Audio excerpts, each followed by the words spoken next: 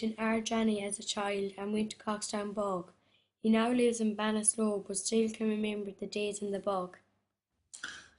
My name is Bernie Larkin. I'm 72 years old and I was reared quite close to Kiltormer. I went to school in the old school in Kiltormer, and I try to describe a day in the bog in the late 40s or early 1950s.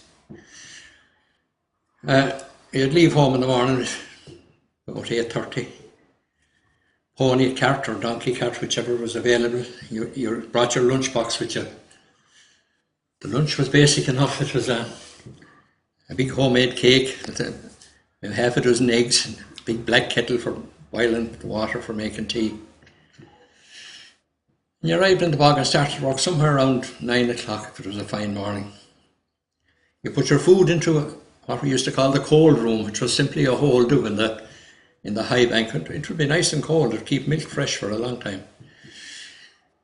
And we'd start if we had the bank cleaned. The cleaning of the bank was the biggest job. It would take you a couple of days, 2 or 3 fellas to clean the bank. 3 or 4 feet of cleaning had to come down off the top and be tipped into the bog hole to make the low bank for the donkey or the pony to work on.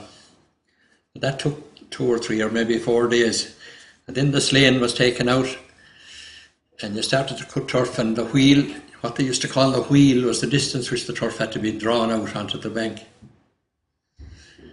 And that could be anything up to 300 yards if the bank was bad. You had to go out till you found a good spot to tip the turf.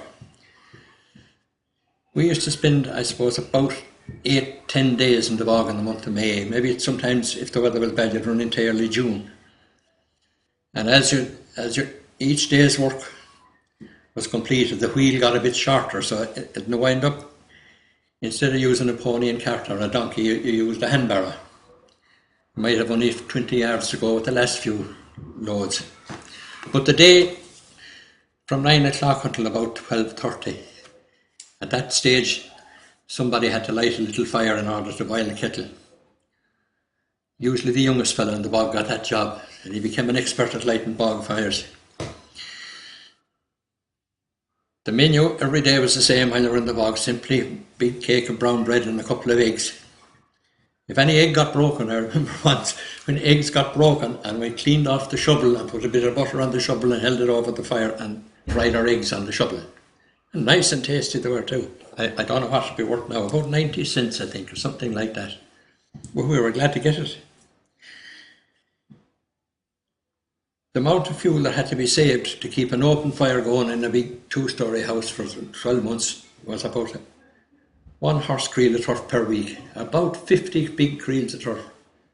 You can imagine the amount of time it took to bring that home, make a clamper, or if you were lucky enough to have a turf shed, to put it into it. Most places didn't have a turf shed in those days. The other thing that I remember about the bog is that the work was hard, very hard. But after about 4 or 5 days you got used to it, and it became kind of a bit of fun in the wind up, especially as you got near to the finish and you got down below the low bank when you had to throw the turf up instead of throwing it down. And then the water would be a big bogey at the bottom. Sometimes the water would come in and flood the spit of turf, and then you had to abandon ship. God forgive us, we often prayed for water to come into it. But the spreading and the footing of the turf and the drawing it home all took, I wouldn't like to put a time frame on it, but it took the most part of July and August, and you'd be going well if you had the turf home at the end of August. 15th of August was a kind of a deadline that time. The guy that had the turf home the 15th of August was going well.